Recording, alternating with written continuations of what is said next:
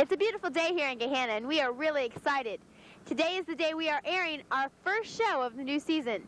With the new season, we have added 11 talents to our company and a lot of fresh ideas. Now back to the studio and on with our show. Hello, I'm Tim Laken. I'm Kristen Hampton. And I'm Todd Spencer with sports. I feel as you do, Kristen. I'm really looking forward to a lot of great shows here this year on WGLH. We also have some new dynamic members of the company, all of whom you will meet later on in the program. But first, let's have Todd give us a preview of the stories on this show. Sure, Kristen. Let's watch. First, Kristen will introduce us to the new Hall of Fame members. Then Shelley is going to show us how the band members look in their new uniforms. Open houses are big on this show. First, we have Amy Wallace reporting to us from Middle School West. Shelley Tillery had a good time at the open house at Chapelfield Elementary. Billy Joe Washburn has a big time reporting from her own high school here at Gahanna. Mark Mast will cover the Student of the Month event this week. And Stephanie White will show us what happens when the fire department comes to the school. Now back to the anchors. That certainly is an exciting list of stories. Another exciting thing is we have 4 new members added to the WGLH company. Hi, my name is Gwen Barker, and I'm one of the lovely ladies you'll be seeing this year on WGLH. Hi, I'm Shelley Tillery, and I'm another one of the lovely ladies you'll be seeing this year on WGLH TV, Gahanna's only television station. Hi, I'm Stephanie White, yet another lovely lady here on WGLH TV. Hi, this is Trisha Stanson. I'm really looking forward to reporting the news and school functions to you from WGLH TV. They will really be a welcomed addition to our show. We lost some really good people, and we really do need talented ones to replace them. The next clip is about someone we thought were lost, but they're back, and Todd was there to welcome them. September 18th, 1987, Gahanna Lincoln High School Stadium. They came from the far reaches of the United States, from as far away as California, to play one more time in the Golden Lions Marching Band. They are the Gahanna Lincoln Alumni Marching Band. The Alumni Band was brought together to celebrate the golden anniversary of the Golden Lions Band. Last November, 13 former band students from the graduating classes of 1947 through 1986, led by Jeff Conklin, established the Gahanna Lincoln Alumni Marching Band. Since last November, the band has grown to over 100 alumni, with 20 people from the 1940s and 2 alumni from the very first marching band of 1937. Not only were former band alumni in the celebration, but 5 past band directors were also on hand, including Mr. Delbert Smoke, who established the first marching band at Gahanna in 1937. Also attending and directing was Mr. Robert Kesler, affectionately known by his students as Mr. K. Under 30 years of Mr. Kessler's leadership, the band became well known throughout the state of Ohio. The marching band was invited to and performed at the 1966 Orange Bowl in Miami, Florida. After Kesler retired in 1985, Mr. Jeff Shellhammer came to Gahanna and has continued to maintain the tradition of a fine Golden Lions marching band. The Alumni Band played for the pregame and halftime shows and again instilled a sense of pride into Gahanna. Although the event may never go down in the history books, the pride of the blue and gold will live on forever in the hearts of the fans, the students, and the alumni. This has been Todd Spencer for WGLH TV. Now back to the studio. Can you imagine coming back after all those years? They must be dedicated people. Dedication personified is the next 2 members of the WGLH company. Hi, my name is Tracy Starr. If you want to see the real star of the show, keep watching WGLH TV. Hello, this is Valita Johnson. Look for me in this 1987-88 school year WGLH TV team.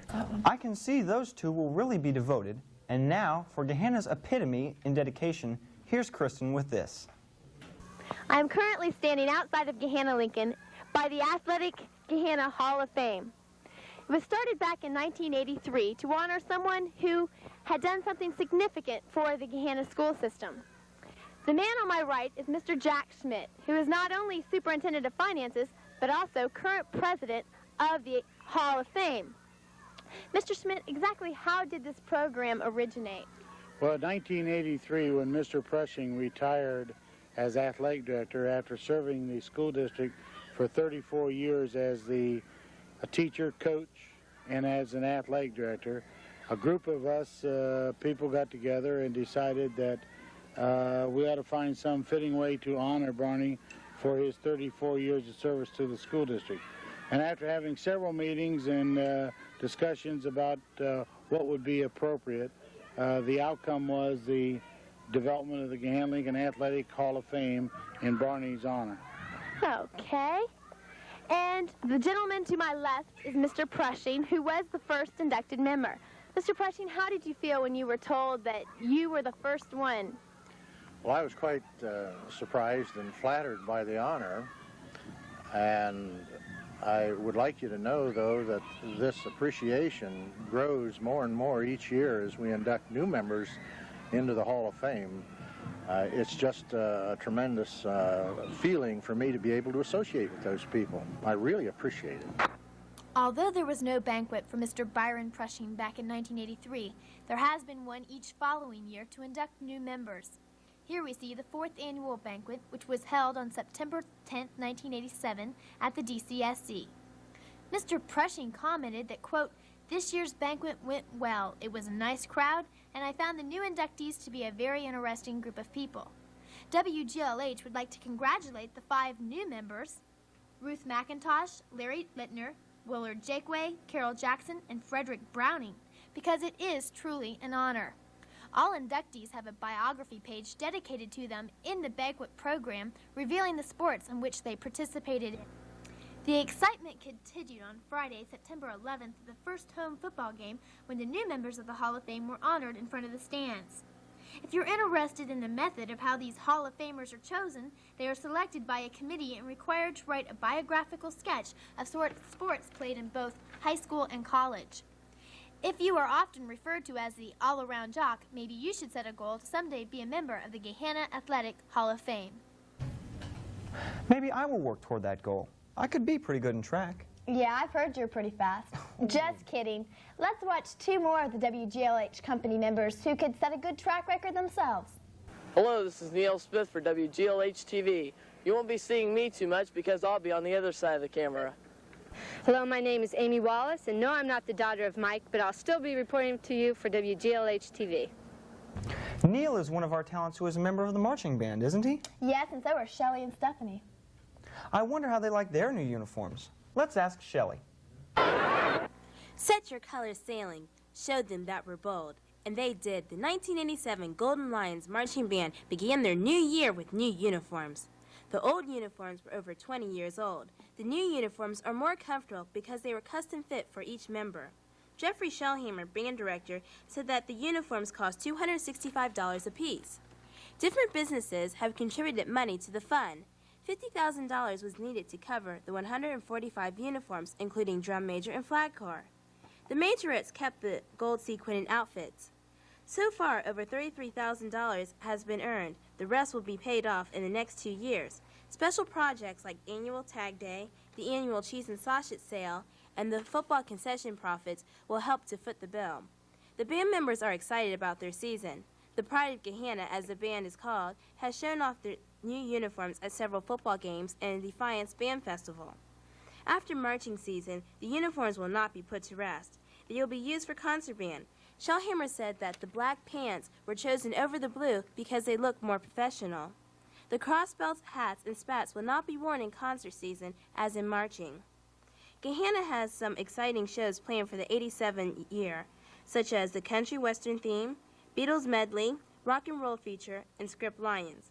The first band concert is a pop concert on November 16th in Gahanna Lincoln A Gym at 7:30. It is a great chance to hear the band without the roar of the crowd. This has been Shelley Tillery reporting for WGLH. Let's listen.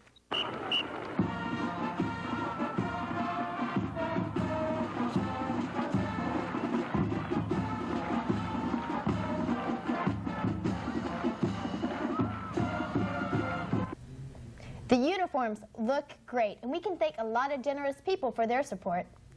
Debbie Zeli witnessed a real support group at the leadership conference, and here she is to tell us about it. Even the best of armies cannot succeed without a good leader. Hi, I'm Debbie Zeli, reporting for WGLH TV. Now that Gahanna Lincoln High School is back in session, the halls are once again teeming with students. But on August 11th, when 85 of Gahanna's student leaders gathered here for the second annual leadership workshop, the halls were pretty empty. The students chosen to participate by Mr. Four included cheerleaders, sports captains, student publication editors, band officers, student council members, club presidents and representatives, and other members of the student body who have shown leadership potential. The purpose of the workshop was to show support for the student leaders, to open communications between the students and the administration, and to help the student leaders feel more self-confident so that they can create a more pleasant atmosphere around them. I'm sure that most of the students who participated would agree with both Mr. Four and Nancy Carroll, the student director, in saying that the leadership workshop was a success. This has been Debbie Zeli reporting for WGLH TV. Now back to our anchors. Let's go to the field now and meet two more new members of WGLH. Hi, my name's Sean Hollern, and I hope to see more of you on WGLH TV. Hi, I'm Debbie Zeli reporting for WGLH TV. We hope that you're looking forward to seeing us every week as much as we're looking forward to seeing you.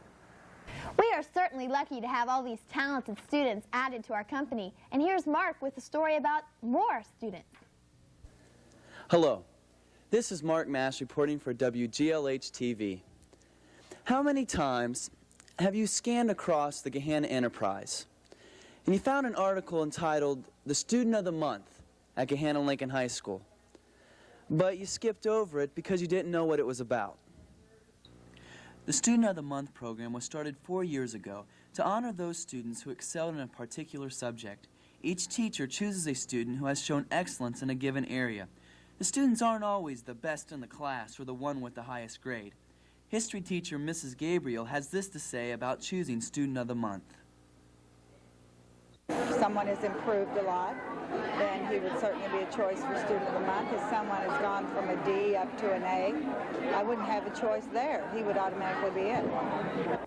The teachers and staff here at Gahanna Lincoln High School find the Student of the Month program a nice opportunity to reward students for some outstanding achievement.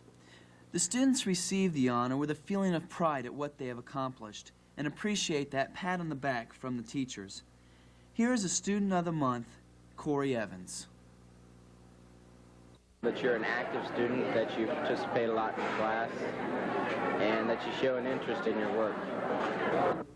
In the past, the students were invited to a free breakfast at McDonald's, but the 7 o'clock eating time was a real detriment to the attendance. So this year, a new reward was set up. The students can go down to the cafeteria and enjoy a create your own ice cream sundae for the achievements they accomplished. So, next time you come across that article in the Gahanna Enterprise on Student of the Month, or you hear a student from Gahanna Lincoln talking about the program, pay close attention. Who knows? Maybe it's a friend or a neighbor or even your own child. Maybe they've received that special honor by becoming Student of the Month. This has been Mark Mass reporting for WGLH TV. Thank you. I didn't know they put Student of the Month announcements in the Enterprise. The Enterprise has many school announcements. They even published all the open house dates for the schools.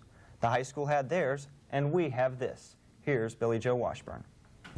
If you were in the halls of Gahanna Lincoln High School on October 8th, between the hours of 7 and 9 p.m., you would have found not students, but their parents wandering the halls. Yes, you guessed it, it was open house at Gahanna Lincoln High School. Our reporters were on the scene at the high school, and they asked the parents a few questions. One of the questions we asked was, how do you feel about the format of the open house? After attending last year's, I would say that the format is good. I think just getting a chance to go through the schedule is a good idea, and I really wouldn't make any major corrections at all. Any other comments? Nothing, except I enjoy your school. Thank you. Oh, thank you. Okay. Hi, I'm Shelley Tillery, and you are? Roberta Landeck. Roberta. We asked Mrs. Roberta Landeck how many open houses she had attended at Gahanna Lincoln High School. 6. Oh, let's see, about 7 or 8. We asked high school principal Mr. Dale Ford what changes he would make in the open house format. concern I have is how early we start the program. It's necessary in order to go through the full 7 periods to start at 7 o'clock and get people out at a reasonable time, but I think that's a little awkward starting at 7 o'clock. So beyond that, I think everything else works pretty nicely. Thank you. Okay. We asked Mr. Bill McDonald if he would make any changes in our open house. I always find it very enjoyable because you're always meeting different teachers that you haven't met before, and it's kind of fun to relive the old days and come back and attend like you're in high school again. At 8:45, the Gahanna Lincoln Chorale gave a performance for the parents. Let's listen.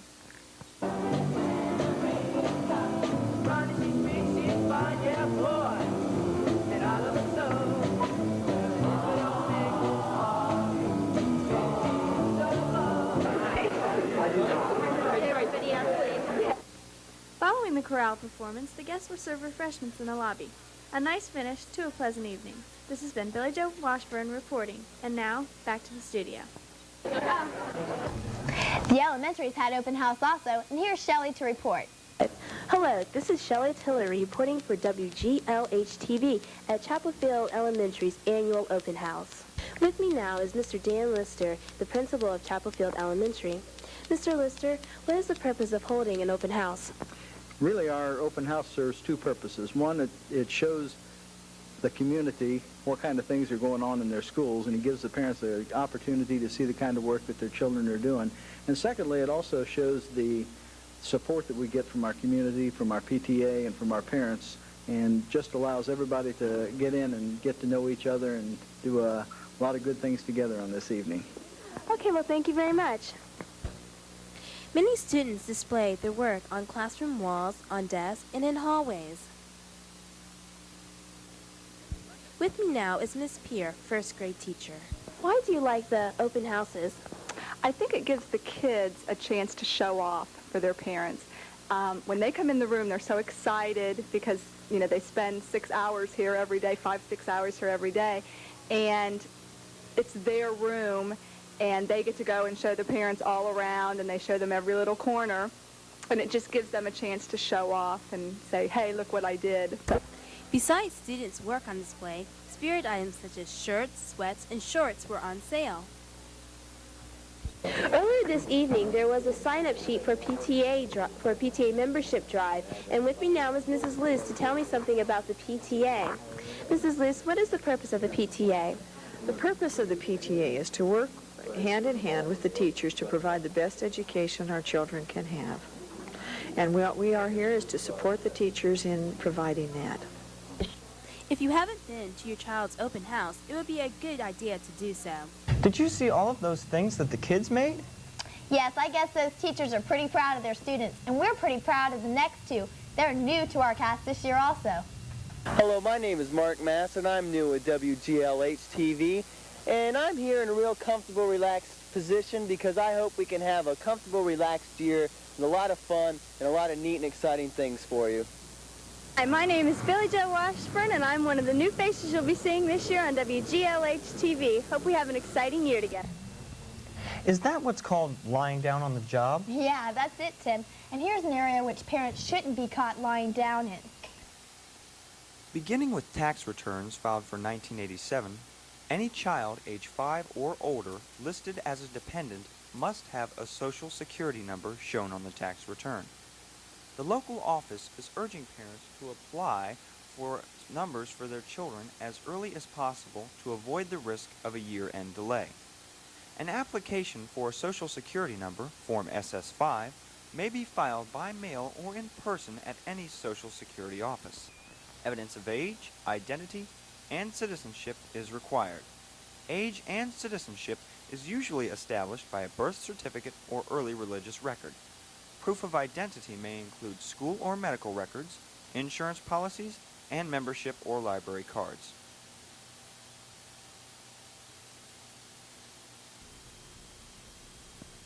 All of these little extra things sure keep parents busy. They sure do. And there was a lot of busy parents at Middle School West on their open house night.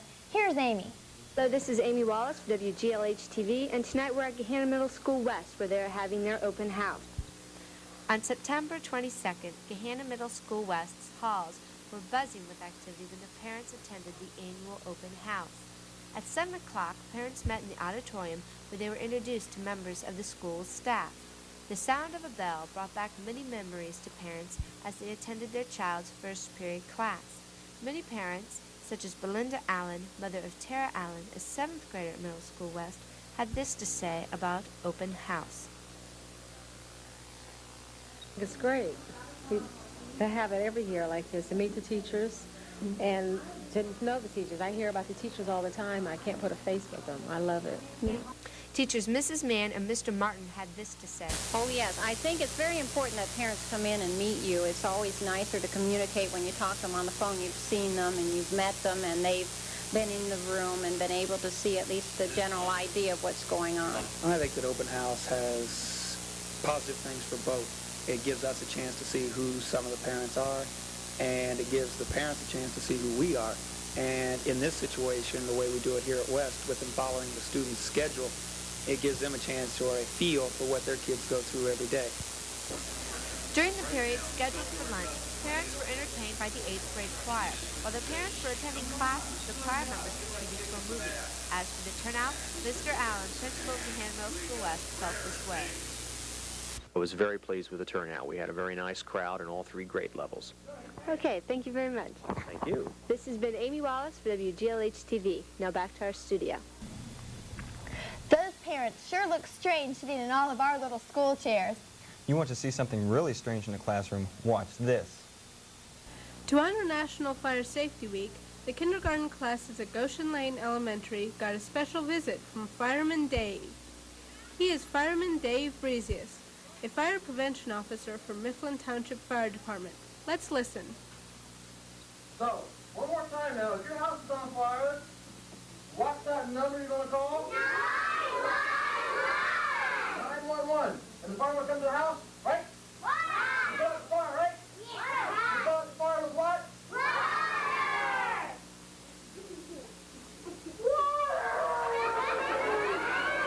Oh, right there. What's your name? Katie, come on up here, Katie. Everybody say hi, Katie. Hi. There we go. Now, we're going to get Katie dressed up like a firefighter. There. Fireman Dave uses repetition and demonstrations, like this one to show the kids the equipment needed: the boots, pants, coat, hood, and hat. She's going to need something for her hands. What's she going to need?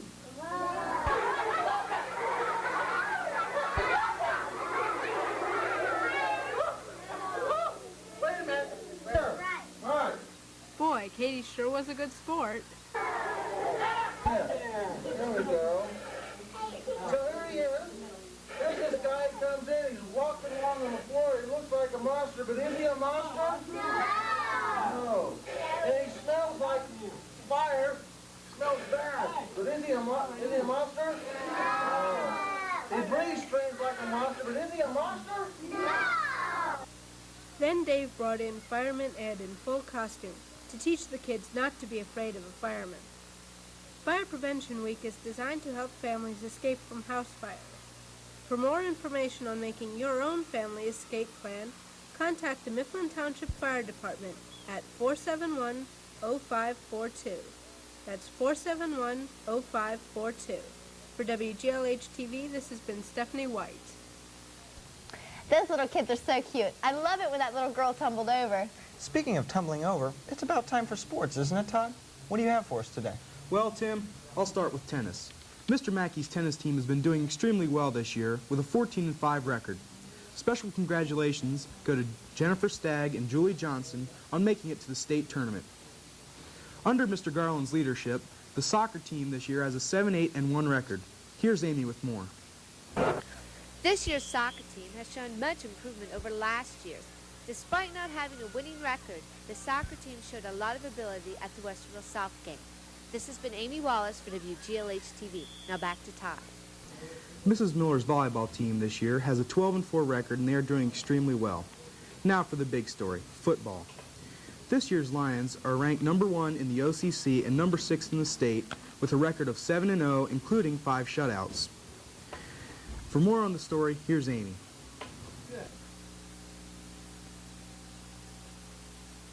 With a 7-0 record, this year's Lions are off and running toward an Ohio Capital Conference championship.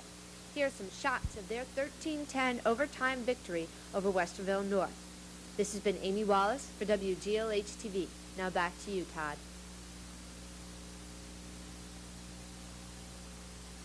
Well, that's about it for sports, Kristen. And that's about it for our first show. We hope you, the audience, have enjoyed our stories as much as we, the company, have enjoyed presenting them to you. Until next week, this is Tim Laken, Kristen Hampton, and Todd Spencer saying, have a good week.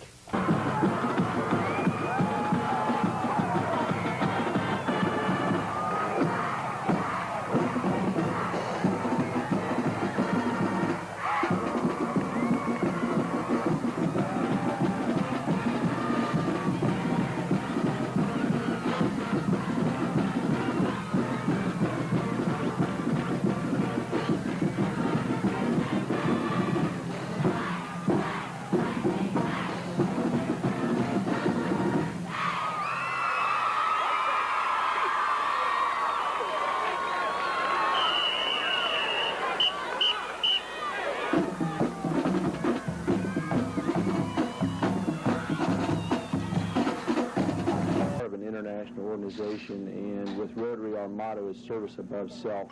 We are a service club, and we do a lot of things throughout the community here and also on a statewide and also on an international basis for a lot of needs. Could you tell us what activities you sponsor? Well, locally we have several things. We have several $1,000 scholarships that we give to the seniors at Gahanna Lincoln. In addition to that, we also have foreign exchange students which have attended Gahanna Lincoln High School. And we basically come up with this money from our rose sale that we have every fall. Now, there are a lot of other activities. We sponsor Boys State, Girls State, and also we have our own Service Above Self award that we give to students at Gahanna. Could you tell us how one becomes active in Rotary? Yes, like I say, Rotary is a service club, but we are a little unique compared to other clubs. And what it is you have to be sponsored by someone to be in the club itself, and you have to have a classification, because we go by classification. We do not advertise for members.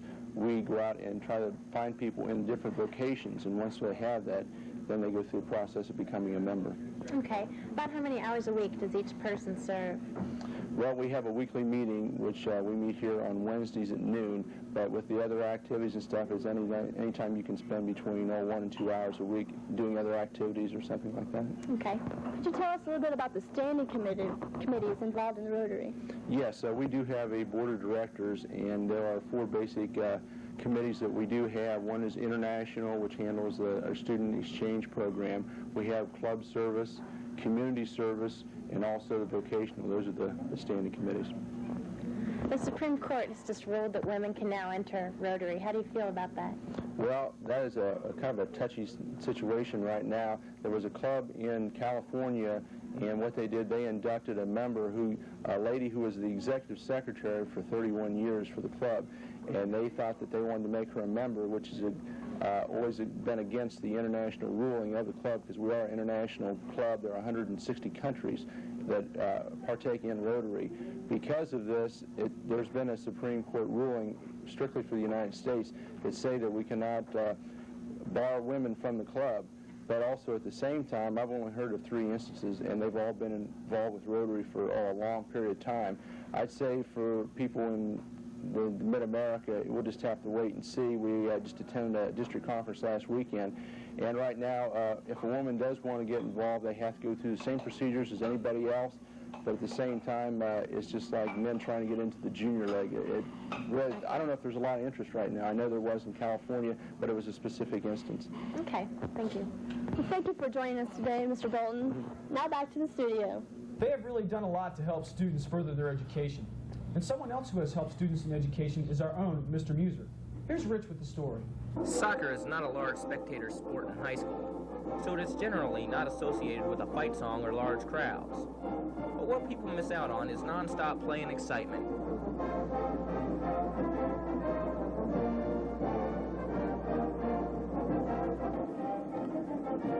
For the past 16 years, Mark Muser has been on the sidelines orchestrating the play of the Golden Lions soccer team. But he is more than just a coach. He is also one of the toughest and most well-liked math teachers, earning the respect of his peers as well as the students.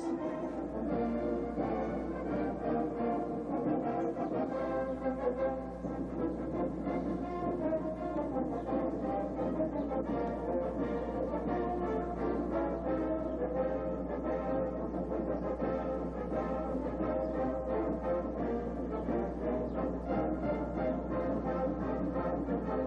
had a chance to talk to Mr. Muser. Mr. Muser, a lot of students that I've talked to feel that you're a very demanding teacher, but in the same token, they feel that they get a lot out of your class because of that. Could you kind of describe your teaching style? My style in the classroom is, one, we pretty well get down to business, but hopefully at the same time we can have fun and enjoy the class. I think mathematics is an interesting subject that almost teaches itself, but you have to work at it. So that's probably why they say it's demanding. What do you hope your students get out of your class, besides the basics of math? Well, there are a couple of things. If they plan to go to college, they're going to need not only the particular details that we give them, they may or may not remember some of those, but hopefully they can remember the thought and the logic that had to go into preparing their homework and preparing for tests. I would also like to think that being a member of my class, they would get an appreciation for how to behave in a class, being polite, orderly. Some kids have a genuine knack for saying funny things, and I don't discourage that either. Okay. Along with the demanding style, and you want the students to behave right in class, but you also like, from what I see, to have a good time with the students after school, in the weight room, or going to the rock concerts with some of the students. Can you describe how you got to go to a couple of the rock concerts? That started a few years back when one class was talking about concerts that they had gone to, and my wife and I had just gotten back from a symphony concert, and we were discussing the differences. And somehow or another, they talked me into going to an Ozzy Osbourne concert. And they bought my ticket, and they bought my concert T-shirt, and they bought a pair of jeans for me to wear since I didn't have one, and they told me that if I went to the Ozzy concert dressed in a tie that I would be killed. And so we had to get myself dressed properly. And so that's where it all started, and then every year except one since then, one class has taken it upon itself to sponsor me to a rock concert. Do you enjoy the concerts? I enjoy the concerts in a way. The music isn't bad. Some of it's very good. Some of it's kind of repetitious, but I enjoy looking at the people that are bustling around, and I enjoy the concerts themselves. Some of the music is really good. Do you still prefer the symphony over the rock concerts? I'm trying to be diplomatic here. Yes, I think I would if I had my druthers go to a symphony concert, but I like them both. Okay. Now, you've been soccer coach here for the last 16 years, and soccer is still growing in popularity around the country, but soccer at Gahanna still doesn't see the popularity and the publicity that football or track gets. As a coach, how do you feel the soccer players react to this? Well, of course, they like the publicity, and one thing that has been true about any sport, the more successful it is, the more publicity it will have. And in the years that we've been very successful, we've had good publicity. The year we won the league, the press was out here, newspapers and television, people came out and did interviews and so forth. And so the better you do, naturally, the more press coverage you're going to have. And so that certainly has a direct effect. I think the fact that the youth soccer program is is growing and getting more popular will eventually have an effect on the soccer program. But I don't see soccer as trying to take over another sport, whether it be football or basketball or anything like that. I think it's an avenue for players to participate and have fun, and if they do well and get publicity, then that's great. Okay. Before each soccer season, do you set goals for yourself and the team? Certainly. I set goals for myself, and each team member sets goals, and we collect them and see kind of what the representative goal of the team is, and talk about them together. Okay. How long do you think you'll continue coaching? I will probably continue coaching as long as I still enjoy it, which I do. I don't have any plans not to coach. Okay. Well, thank you very much for joining us, and I wish you luck next year in soccer and in your teaching. Thank you for asking me. Thanks a lot. Yes, teachers are important. As Edward Gibbon wrote, every man who rises above the common level receives two educations. First from his teacher, and second, more personal and important, from himself. Here's another teacher Rich would like us to meet, Mr. Phil Koppel.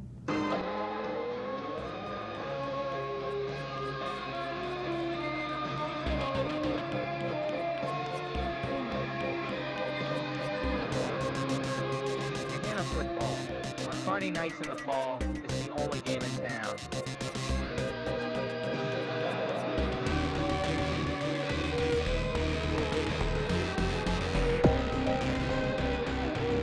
Koppel has been an integral part of the football tradition of the Golden Lions for over a decade.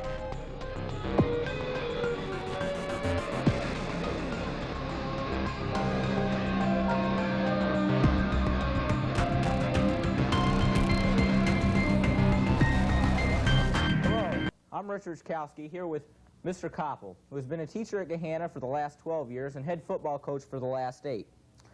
Mr. Koppel, what made you get involved in teaching? Well, both my parents taught. I suppose that had some influence on it. But I've always liked people. I've enjoyed kids. When I was in high school, in the summer I worked on the playgrounds. And I think I knew, even as a small boy, that I would some way be involved with education and working with other people. Talking to some of the other students, you seem to be one of the more popular teachers at Gahanna. What do you try to do to keep the students' interest in the classroom? Well, I guess in American history, you have to have some gimmicks. And one thing I think that has always helped is I've tried to come up with stories, little anecdotes about people or about events. And I think something else that helps, too, is trying to involve the students, asking questions or have them interacting a lot. Because, like I said, with history and the fact that it's a survey class, everybody in the school has to take it to graduate. So you've got some people there that aren't real excited about it. And so I think if you get them more involved and can give them stories and, again, like I said, anecdotes that make them see history as something a little more than just something presented in a textbook. Okay. Now, as a teacher, you influence a lot of students, but as a football coach, you have a greater influence on the athletes. Is there any certain way you try to influence the athletes? Well, I think to begin with that the fact that athletics is something that young men choose to do, to participate in football, I think that gives us something in common right away. We're there because we want to win. We're there because we know that it takes teamwork, that everybody has contributions to make. And I think you can work from that basic idea that we're here and we all have a contribution to make, and apply that to a lot of things. You can apply that to the jobs they're going to have someday, to the family where they are living at the present time. And I think you can teach a lot of things as far as ingredients to success and what it takes to get along with other people. Whereas in a classroom, it's a little more difficult because you've got such a wide range of students and student interests, whereas in football, there's more of a focal point. Now, you mentioned earlier that you try to, include anecdotes in the classroom, but, you also try to include those in football to the team. Is there a brief one that is maybe one of your favorites that you could share with us? That's hard. You mean from a football standpoint, or? Right, one of your anecdotes from history. Well, there's a lot of different things that I've enjoyed. I suppose there's several stories about Abraham Lincoln's sons and that I've enjoyed telling. There's Andrew Jackson, for example, was the first president that there was ever an assassination attempt made against, and I thought it was kind of interesting. Here's a man who's in his 60s, and he's walking through the corridor of the House of Representatives with Davy Crockett, who at the time was serving in the House, and this man, a would-be assassin, pulls out the gun, and the gun misfires, and pulls out a second gun, and it misfires, and at that point, Andrew Jackson wrestles the man to the ground, and here's the President of the United States, in essence, beating up his would-be assassin.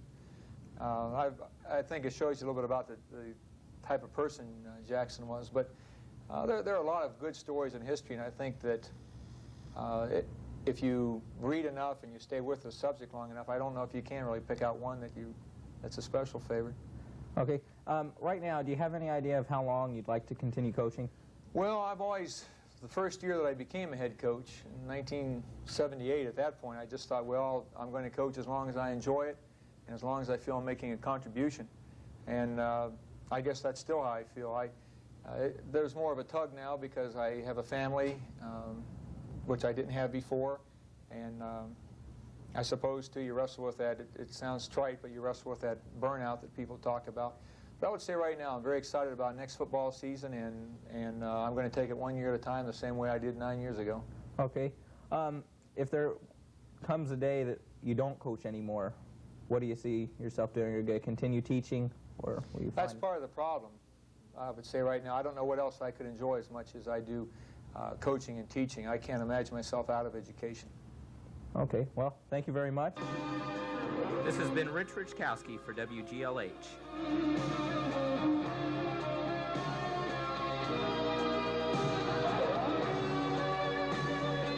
Okay, team, we're ready for the final letter in our acronym.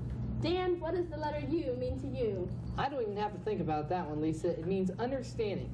And it was Goethe who said, what a man doesn't understand, he doesn't have. And we know that with education comes understanding. In the 4th chapter of Proverbs, we read, get wisdom, and with all thy getting, get understanding. Well, it's all there.